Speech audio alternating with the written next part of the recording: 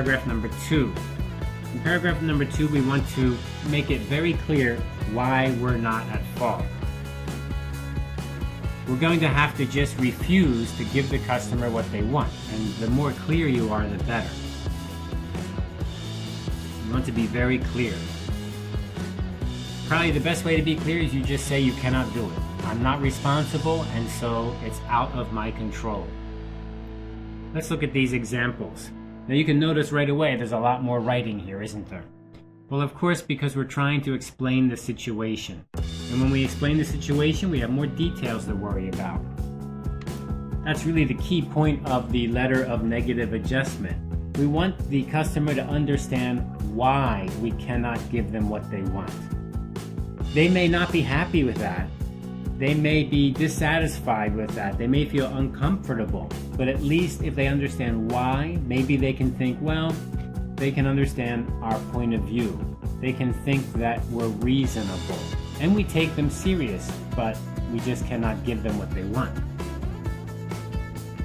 Let's look at this example number 1. The manager of the store informed me that the first time your computer was repaired, the new power system was in perfect condition.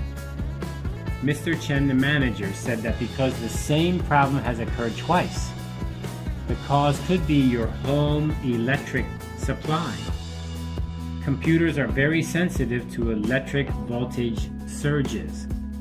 We cannot be expected to repair computers damaged by factors beyond our influence, beyond our control, beyond our influence. That's a great little phrase.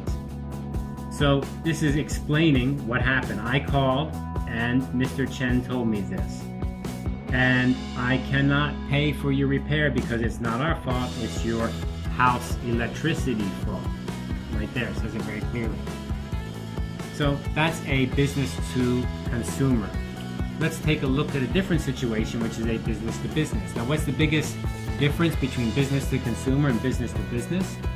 Business to business, the business volume is going to be larger, much larger. A business to one consumer is just one consumer, but we need to be careful because one consumer can become angry and spread the word to many consumers. So we do need to watch out. But business to business is for sure going to be a larger scale. So we need to write something a little bit more subtle, I would say, or being a little bit more careful about keeping the customer in the future. After studying this problem, I have found a mistake did not take place within our company. As you know, our shipments are sent to a packing house that takes delivery and then packs and ships the products. The company is not contracted by us, but is chosen by your company to consolidate the packing and shipping of products to you. I have verified that the apples were delivered and no defects to the packaging company. You might not have been aware that our deliveries are not packed, but are shipped in bulk by truck to the packing company. We cannot take responsibility for the actions of others after they have taken delivery of the goods. We cannot take responsibility. That's a great little phrase there. It's not our fault. Now this is a little bit complicated, isn't it? What are they trying to tell us here? They're saying that we sent the products, but we did not pack the products. The product packaging is contracted by your company, not by our company. So your company hires the packaging company that packages and then puts it on the ship to send to you, not us. So if there's a packaging mistake, that's not our fault. So I think this paragraph is very clear. The sentences stay fairly short and just tell the story. We send the apples to a packaging company, that's your subcontractor, not us. We cannot pay for mistakes that are not our mistakes. So very, very well done. Not our fault. Remember though, there's no way the client is going to be happy about this, even if you write this clearly. I can just see the customer saying, yeah, but we don't trust you. When you sent it, it was damaged. Something like this. I don't know. But we try our best to keep their business. What about the last paragraph, paragraph number 3? We want to make sure that we have this feeling of empathy. That is, I understand you. I understand. I feel what you feel. I feel sad because you're sad. I feel angry because you're angry. I feel happy because you're happy. That's empathy. I can feel what you feel. So in this case, I'm not happy. I'm not happy because you're not happy. You need to show that you understand the situation, and the way to do that is usually through a few details and letting them know you investigated the situation. Emphasize that you did take it serious. You talked to people, you called people, you talked to the manager. Maybe you can make a small gesture to the customer. Even though you did nothing wrong, you can still try to help them somehow. Maybe you can give them part of what they want. Maybe they want a refund. Maybe you can give them 50% of the refund. Maybe you can give them another product as a replacement. Maybe you can offer something in the future. For example, you can say, in the future, we will make sure this never happens again. Or in your next order, we will give you a 10% discount. And then, of course, you want to just say, in general, the future looks good. We want to cooperate in the future. We want to keep this business relationship going. Let's look at a couple examples. Buying and caring for a new computer can be a perplexing situation. I would like to help you as much as possible. To this end, I have included a book that describes all the safety procedures or precautions to observe while using your computer. I hope this will help prevent future problems. Okay, so what's the small gesture? I'm sending you a little book to help you understand how to use your computer.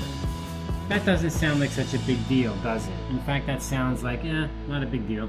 But this is the customer's problem. Their house has an electric problem. The electricity is breaking the computer. We cannot pay for that every time, so we try to help them out a little bit. Here's a book to help you learn about your house and the computer electricity problem. That's about all we can do. It is a business to a customer, so to expect us to do more would be a little bit unrealistic. Look at the second example, which is a B2B. The first one is a B2C, and the second one is a B2B. I understand the challenges of coordinating shipments of the many products you purchase in America. I assure you that this company will continue to supply you with the highest quality apples. It is our goal to satisfy our customers in every way that is within our control. So here he says, I understand. What is that? That's that empathy idea. I feel what you feel. I can relate to your situation. And then they go on to talk about the future. We hope to have a good relationship in the future and continue helping you, continue serving you. I did nothing wrong. We did a good job. If you need us to do more, we're happy to do more for you. But we're not going to say we were wrong, right? So that's the way this paragraph goes. You can see it's a bit shorter, very clear and simple. The hard part was in paragraph number 2, so this is not so hard as that. Okay, we have an example here, and as always, we have our heading, opening, body, and closing. And we try to have a very clear subject line. In this case, we have a shipment number. And then we have 3 paragraphs, with clearly the second paragraph being longer, as it explains the whole situation. In some situations can be very complex, very hard to explain. All right, so that's the positive letter of adjustment and the negative letter of adjustment. Which one's harder? Obviously, this one, negative. Very hard to do. What's the goal of a negative letter of adjustment? The goal is always the same. Keep your customers. Keep your customers. If you don't keep your customers, you're going to run out of customers. Is it possible that you always do everything right? You never make a mistake? No, sometimes you make a mistake. Then you write positive letter of adjustment. But sometimes the problem is not your mistake. It's somebody else's mistake, and you should not be responsible. But you still want to keep the customer. So you can say no, and then you can maybe give them something to make them a little bit more happy, a little bit more satisfied. So good luck with your negative letters of adjustment. It's not easy.